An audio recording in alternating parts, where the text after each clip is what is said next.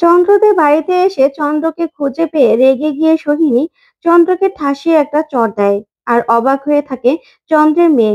ওইদিকে কমলিনী বলে, দেখেছো আমি কি মিথ্যে কথা বলেছিলাম? না, আমি মিথ্যে বলিনি। চন্দ্র আসলে খারাপ। তো বন্ধুরা, এমনটাই দেখা যাবে। তাই সম্পূর্ণ জানতে ভিডিওটিতে লাইক দিয়ে চ্যানেলটি সাবস্ক্রাইব করে দেখতে থাকুন।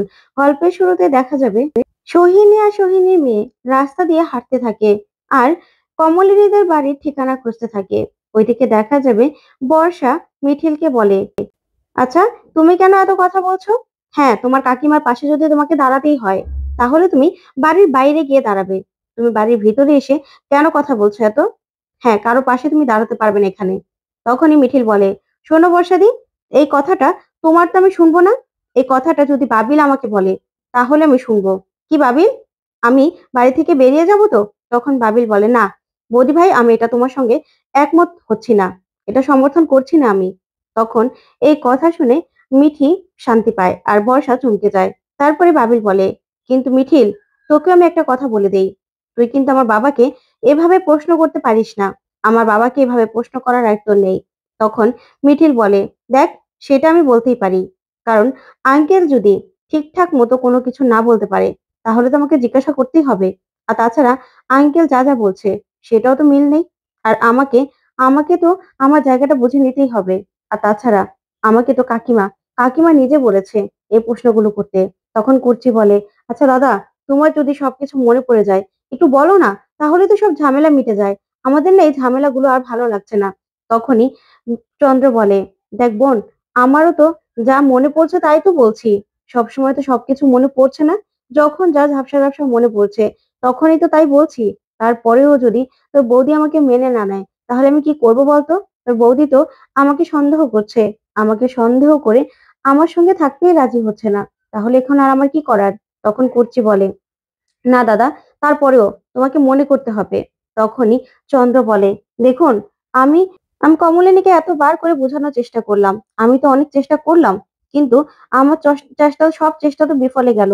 এখন আমি আর কি করবো? আর আমি তো মাকেও বললাম যে, মা, এই বাড়ি ছেড়ে আমি চলে যাই। মাও তো সেটা মানতে পারছে না। তাই তো কমলিনী তো চায় আমি বাড়ি থেকে চলে যাই। তখনই বড় ঠাম্মি বলে, কেন রে জাদু, তোর মাকে তুই কেন বলবি বারবার যে তুই চলে যাবি? আর তুই এই বাড়ি থেকে কেন চলে যাবি? তোর বউই কি তোর কাছে সবকিছু? তোর মা, তোর মাসি, এরা কি তোর কাছে কিছুই না? তোর ছেলে মেয়েরা আছে, আর আমরা তোকে ছোট থেকে বড় করেছি। তাহলে আমাদের কোনো মূল্য নেই? আর তোর বউ তো তোকে সম্মানই করে না। তাহলে সেই বউয়ের জন্য তুই চলে যেতে কেন চাস বলতো? তখন চন্দ্র বলে, না না মাসি, তারপরেও আমি এত বছর পরে এসেছি এই অসম্মানটা পাওয়ার জন্য? তখনই নতুন বলে, আচ্ছা চন্দ্র, তুই আমাকে এই জন্য শুধুমাত্র আসতে বলেছিলি? আমার তো কাজ রয়েছে। আমার তো ইনস্টিটিউটে স্টুডেন্টরা আমার জন্য অপেক্ষা করে, বল। তখনই চন্দ্র বলে, কি করব নতুন, এই কথাগুলোই তো আমার বলা দরকার ছিল। তোর বৌঠান তো এখনো আমাকে মেনে নিচ্ছে না। আমার তো আর ভালো লাগছে না, বারবার করে আমাকে অপমান করছে। এই অপমানগুলো কি পাওয়ার যোগ্য আমি? বল না। তখন নতুন বলে, দেখ, সেটা বৌঠান আলাদা মানুষ আর আমি আলাদা মানুষ। বৌঠানকে আমি অনেক বোঝানোর চেষ্টা করেছি, কিন্তু বৌঠান যদি না বোঝে, নিজের সিদ্ধান্তে অটল থাকে, তাহলে আমি কি করবো বলতো? এখানে তো আমার কিছু করার নেই, কিন্তু আমার তো কাজ রয়েছে। তুই কেন এরকম করে বলছিস বলতো? কেন? তখনই দেখা যাবে ঠাম্মি বলে, তাকে তো উস্কানোর মানুষ আছে, সেই জন্যই এরকম কথা বলছে চ্যাটিং চ্যাটিং করে। তখনই কাকুমণি বলে, আপনি তো আমার কথা বলছেন তাই তো? আমি জানি আপনি আমার কথাই বলছেন। হ্যাঁ, আমি উস্কাচ্ছি, কারণ আমার বুড়িমাকে আমি ছোটবেলা থেকে শিখিয়েছি অন্যায়ের সঙ্গে কোন রকম কোনো আপোষ নয়। সেই কথাটা যদি বুড়িমা এখনো শুনে থাকে, মনে রেখে থাকে, তাহলে তো অনেক ভালো। আর আপনি মিঠিলকেও বলতে পারেন, মিঠিলও উস্কাচ্ছে, কিন্তু আমরা যা বলছি সেটা সত্যিই বলছি। কারণ আপনার ছেলে 20 বছর কোথায় ছিল, সেটা যতক্ষণ না পর্যন্ত সবার কাছে পরিষ্কার হচ্ছে, ততক্ষণ পর্যন্ত বুড়িমা কিছুতেই সবকিছু মেনে নেবে না। আর হ্যাঁ, আমি আপনাকে বলছি, আপনার ছেলে যদি সবকিছু ঠিকঠাক মতো বলে দেয়, ওই হোমের ঠিকানাটা বলে দেয়, আমরা যদি গিয়ে দেখি যে না, সবকিছু ঠিক আছে, তাহলে আমি কথা দিচ্ছি যে বুড়িমা সবকিছু মেনে নেবে। তখনই রেশমি বলে, এটা কেমন কথা কাকামণি? কারণ এই যে আপনার বুড়িমা এখান থেকে বেরিয়ে কোথায় যাবে সেটা একবারও ভেবেছেন? বাপের বাড়িতে তো ওর বৌদি আছে, দাদা আছে, তারপর আমাদের একটা মেয়েও আছে। তাহলে ওর অধিকারটা কি এখনো আছে? সেটাতে শুধুমাত্র ওর বাবা মায়ের বাড়ি, সেটা তো বলতে পারবে না কেউ।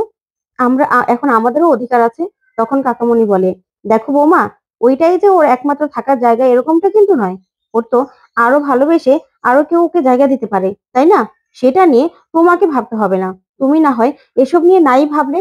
তখন এই কথা শুনে রেশমি চুপ চুপ চুপ করে যায়। ওইদিকে দেখা যাবে সোহিনীর মেয়ে সোহিনীকে বলে, আচ্ছা মা, আমরা যেখানে যাচ্ছি সেখানে গিয়ে যাকে খুঁজতে এসেছি তাকে পাবো তো? আমাদের কেউ ঢুকতে দেবে তো? তখনই সোহিনী বলে, এটা কেমন কথা বলছো মা? ওনারা তো শুনেছি অনেক খানদানি বাড়ির মানুষ। আর তাছাড়া যাকে খুঁজতে এসেছি সে ওই বাড়িতে আছে কিনা সেটাও তো আমাদের দেখতে হবে। আমরা তো খোঁজ করতে এসেছি মা। আর তুমি আমার সঙ্গে না আসলে তোমারও কি ভালো লাগতো বলো? তাই তো তুমি আমার সঙ্গে এসেছো। এরকম করে না মা। তখনই সোহিনীর মেয়ে বলে, কিন্তু মা, আমাদের যদি হোটেলে থাকতে হয়, ওই বাড়িতে যদি কেউ আমাদের ঢুকতেই না দেয়, তখন তখন আমরা কি করব? তখন সোহিনী বলে, আচ্ছা ঠিক আছে, আমরা তো আগে যাই, তারপরে না দেখা যাবে আমাদের ওই বাড়িতে ঢুকতে দেবে না দেবে না। ওইদিকে দেখা যাবে রেশমি বলে, আচ্ছা কাকুমণি, আপনি না হয় থাকার ব্যবস্থা করে দিলেন, আর খাবে কি করে? আপনি কি ওর জন্য চাকরিও ঠিক করে দেবেন নাকি? নাকি আপনার টাকাই ও খাবে? সেটা কি ওর সম্মান বাড়বে? হ্যাঁ, স্বামীর বাড়িতে মেয়েদের থাকা এক কথা, আর পরের টাকায় খাওয়া আরেক কথা। তখনই কাকুমণি বলে, আচ্ছা বোমা, তুমি কেন এসব কথা ভাবছো? তোমার তো এসব কথা ভাবার দরকার নেই। আর তাছাড়া চন্দ্র যদি ক্লিয়ার করে সবটা বলতে পারে যে ও কোন হোমে ছিল, কোথায় ছিল, তাহলে তো সব মিটেই গেল। তাহলে আমরা যদি খোঁজ খবর সেখানে গিয়ে নেই, তাহলে আমি নিজে বুড়িমাকে এসে বলবো যে বুড়িমা, এবার এবার তুমি সবকিছু ঠিক করে নাও। তখনই দেখা যাবে মিঠি কমলিনীকে বলে, আচ্ছা মা, বাবা এত বছর পরে ফিরে এসেছে, তাহলে তোমার বাবাকে মেনে নিতে সমস্যা কি বলো তো? কেন মেনে নিতে পারছো না? বাবা তো বলছে যে তার কিছু কিছু কথা মনে পড়ছে, আবার কিছু কিছু মনে পড়ছে না। তাহলে আমরা তো বিশ্বাস করছি, তাহলে তুমি কেন বিশ্বাস করছো না? কেন বিশ্বাস করছো না মা? তখন মিঠিল বলে, না, এখানে বিশ্বাস করার মতো কিছু নেই।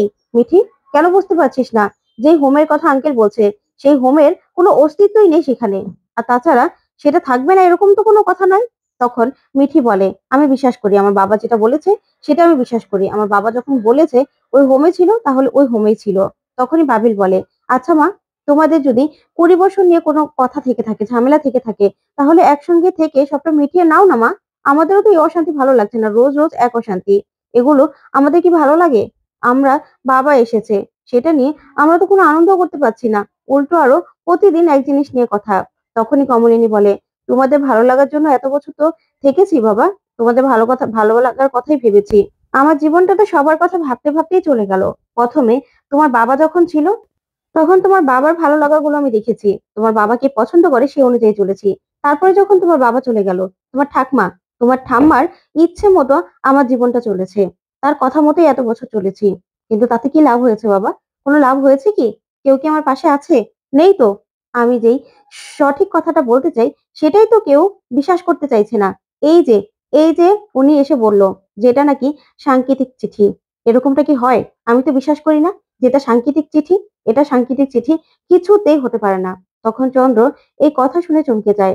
তখনই কমলিনী বলে, হ্যাঁ, এটা কোনো এক মহিলার লেখা ওনার জন্য চিঠি।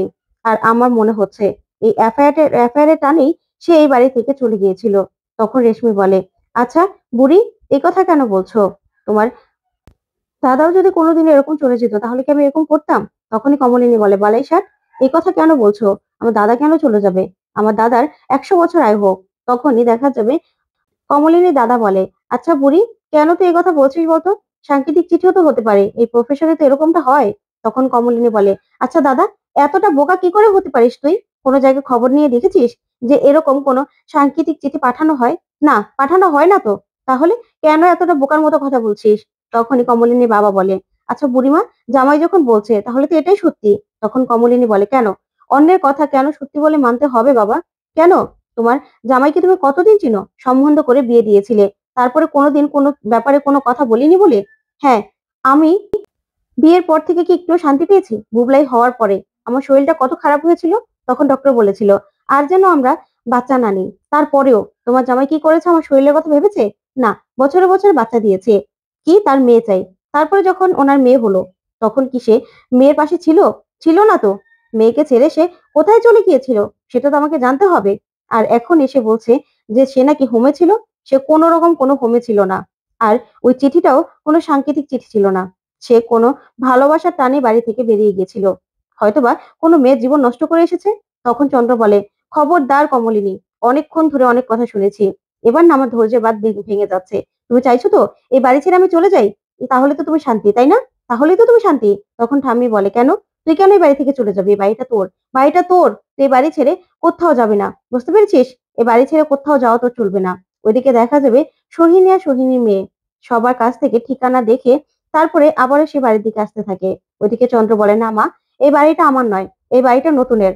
তাই নতুন মনে হয় না এই বয়সে এসে আমার কাছ থেকে আর বাড়িটা কেড়ে নেবে। কি রে নতুন, সেটাই তো? তুই এই বয়সে এসে আমার কাছ থেকে কি বাড়িটা কেড়ে নিবি? তখন নতুন বলে, শোন চন্দ্র, এই বাড়িটা তো তোর নয়, এই বাড়িটা হলো বৌঠানের। হ্যাঁ, বৌঠান আর মাসিমার দুজনেই বাড়িটা। তাই ওদেরই অধিকার রয়েছে। এই বাড়িটার মধ্যে তোর কোনো রকম কোনো অধিকার নেই। হ্যাঁ, এই বাড়িটা আমি বৌঠানকে একা লিখে দিতে চেয়েছিলাম, কিন্তু বৌঠান রাজি হয়নি। বৌঠান বলেছে সে একা এই বাড়িটা নিজের নামে করে নিতে পারবে না, তাই মাসিকেও দিতে বলেছিল। তাই আমি মাসিকে দিয়েছিলাম। না হলে এই বাড়ি থেকে আজকে বৌঠানকে এতটা অপমানিত হতে হতো না। কিন্তু বৌঠান নিজের নামে কিছুই করতে চায়নি, তাই আজকে বৌঠানের এই অবস্থা। তখন চন্দ্র বলে, হ্যাঁ আমি জানি, জানি নতুন, কিন্তু আমি বলবো যে আমি আসার পর থেকে যত চেষ্টা করছি তো বৌঠানকে এক করার জন্য, আমার দিকে আনার জন্য, কিন্তু সে তো আসছে না। ওইদিকে কাকুমণি বলে, শোনো, আমার বুড়িমা, বুড়িমা কিন্তু ঠিকই তোমাকে মেনে নেবে। আমি বললাম তো, তুমি যদি সব কথা বলতে পারো, তুমি সেই ঠিকানাটা দিতে পারো, আর আমরা যদি সেই ঠিকানা মতো গিয়ে দেখি যে না, তুমি যা বলেছো সবটা সত্যি, তখন আমি আমি কথা দিচ্ছি যে অনেক বড় করে তোমাদের জন্য অনুষ্ঠান করব, অনেক বড় করে। সেটাই তো সবাই চাইছো, তাই না? সেটাই করব। তখনই দেখা যাবে রেশমি বলে, আচ্ছা বুড়ি, কেন তুমি এরকম করছো বলো তো, কেন এরকম করছো? তখন কমলিনী বলে, সেটা দিয়ে তো তোমার দরকার নেই বৌদি ভাই, তোমার কি দরকার আছে? তুমি তোমার জীবন নিয়ে হ্যাপি থাকো। আমার জীবনে এই দুর্ঘটনা ঘটেছে বলে যে তোমার জীবনেও ঘটবে এরকমটা নয়, আর এরকমটা কোনোদিনও হবেও না। তখন রেশমি বলে, আচ্ছা এরকমটা যদি হতো, তোমার মা বাবা কি আমাকে কোনোদিনও মেনে নিত? জিজ্ঞাসা করো না। তখনই কমলিনী বাবা বলে, আচ্ছা বুড়িমা, কেন এরকম করছিস বলতো? এবার তো হয়েছে, এবার না হয় সবকিছু মিটিয়ে নে। তখন কমলিনী মা বলে, শোনো, আমার বুড়িমার না যথেষ্ট বয়স হয়েছে, তাই বুড়িমা কোনো কিছু ভেবেই সবকিছু করছে, কোনো কিছু না ভেবে কিছু করে না। তখন চন্দ্র বলে, দেখুন, আমি এখন বলতে বাধ্য হচ্ছি, অনেক তো চেষ্টা হলো, এবারও যদি আমাকে আমাকে কুমু মেনে নিতে না পারে, তাহলে আমি বলবো যে ও অধর্ম করছে আমার উপর, তাই ও আমাকে মেনে নিতে পারছে না। তখন এই কথা শুনে কমলিনী অবাক হয়ে যায়। তারপরে বুবলাই বলে, আচ্ছা, সেটা তো অনেক আগে থেকে আমি জানি, কিন্তু মা, এবার তো বাবা ফিরে এসেছে, এবার তো অন্তত বাবাকে তুমি মেনে নাও।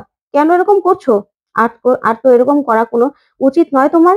তখনই কমলিনী বলে, শোনো, আমি কি করব না করব সেটা তো আমি ঠিক করব, সেটা তো তোমরা ঠিক করবে না। তারপরে বর্ষা বলে ওঠে, মামনি তো অন্য একটা কারণে বাবাকে মেনে নিতে চাইছে না। তখনই নতুন বলে ওঠে, কি কারণ বর্ষা? তখন বর্ষা বলে, সেই কারণটা না হয় নাই বললাম। তখন নতুন বলে, শোনো, কোনো কথা যদি ঠিকঠাক মতো ক্লিয়ার করে বলতে না পারো, তাহলে সেই কথাটা কখনো কারোর সামনে বলবে না, বুঝতে পেরেছো? সেটা তোমাকে আমি বারণ করে দিলাম। তখনই মিঠিল বলে, ছাড়ো না নতুন কাকু, কাকে কি বলছো? যে কিনা কোন রকম কোনো বুদবুদ্ধি নেই। না হলে যে এই বাড়ি থেকে চলে গিয়েছিল, যাকে এই বাড়ি থেকে তাড়িয়ে দেওয়া হয়েছিল, সে এই বাড়িতে ঢুকতে পেরেছে, থাকতে পারছেই আপনারা আর কাকিমার জন্য। কিন্তু তার কি সেটা মনে আছে? মনে নেই তো।